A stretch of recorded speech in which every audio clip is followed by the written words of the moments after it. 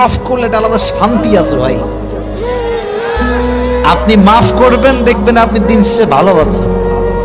আর আপনি খালি ভাববেন যে আমি প্রতিশোধ দিব, ওরে আমি দেখে ছাড়বো, রিভেঞ্জ নিয়ে ছাড়বো, আপনি প্রতিশোধের আগুনে জ্বলে পড়ে ছারখার হয়ে যাবেন। So you have to forgive everyone from your heart. মন থেকে মাফ করবেন, হৃদয়ের প্রশান্তি দান করবে। একজন আওয়াজ দিয়ে বলেন, তিনি কে? মাফ করা শিখো। আর যুবকদেরকে বলবো, তোমরাও মাফ করা শেখো।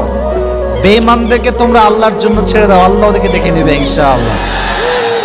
যারা প্রতারক, যারা বিশ্বাসঘাতক, যাদের কথা কাজে মিল নাই, এদের সাথে কোনো সম্পর্কের দরকার নাই। এদের জন্য আল্লাহ একাই যথেষ্ট। ঠিক কিনা বলেন যুবকেরা?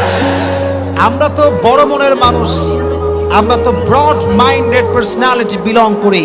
আমরা মাফ করে দিব, বাদ বাকি আল্লাহ ভরসা। ঠিক কিনা যুবকেরা? তাহলে প্রথম মেসেজ আজকের এই মাহফিলে, এই যে আমাদের হৃদয়টা আছে, এই হৃদয়ে কোনো হিংসা বিদ্বেষ থাকবে না, কারোর জন্য কোনো প্রতিশোধ থাকবে না। একটা